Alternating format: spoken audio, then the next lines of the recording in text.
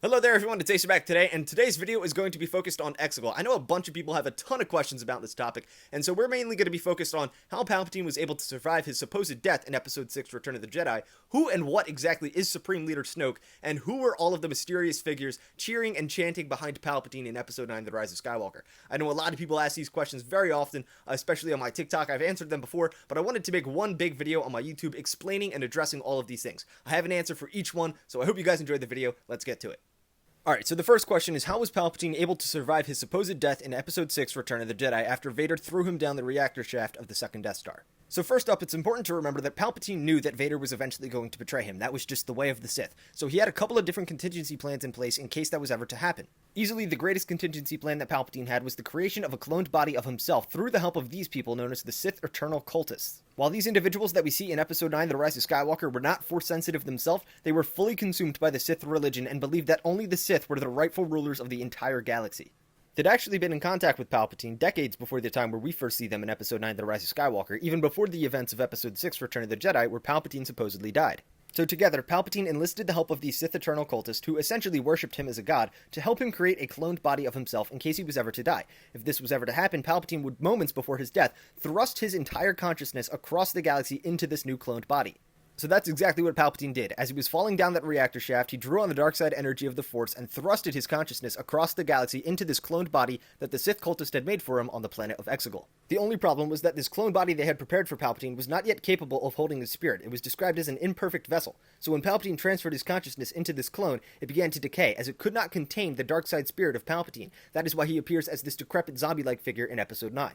One of the only reasons Palpatine was able to survive as long as he did after transferring his consciousness into this new cloned body was because of the Sith Eternal Cultists. They would constantly have to check up on him and inject his body with some rejuvenative serums. While Palpatine was in hiding on the planet of Exegol along with the help of the Sith Eternal Cultists, they also created a bunch of other artificial bodies. One of them was Snoke. Snoke is what's known as a strandcast. He was basically an artificially bioengineered being that was created with similar technology to that of cloning. Snoke is described as being a proxy in power for Palpatine's larger will. He was essentially a puppet leader, not actually even aware that Palpatine was involved with the First Order. Snoke had his own free thoughts and his own consciousness, but Palpatine was able to manipulate his mind from time to time using the Force to basically control his every move and guide the direction of the First Order. It was through Snoke that Palpatine was able to safely manipulate Ben Solo's mind, turning him to the dark side, while also sidestepping the tradition of a Sith apprentice slaying their master, because Palpatine was not killed, it was Snoke that was killed by Kylo Ren in his final test.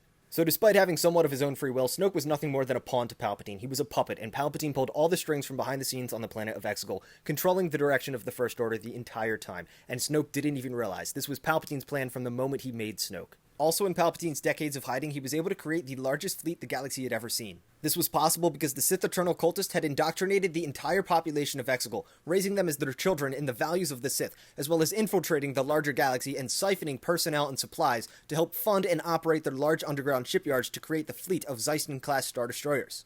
Then, by the time of Episode 9, The Rise of Skywalker, Palpatine is able to drain the life force from Ben Solo and Rey, essentially rejuvenating his cloned body that had been decaying and bringing himself back to his full power. And then by the end of the movie, Rey is able to draw on the power of all the Jedi before her to defeat Palpatine and the Sith Eternal in the Sith Citadel on the planet of Exegol, essentially defeating them once and for all. So hopefully this video was able to answer any of the questions that you guys had about Exegol.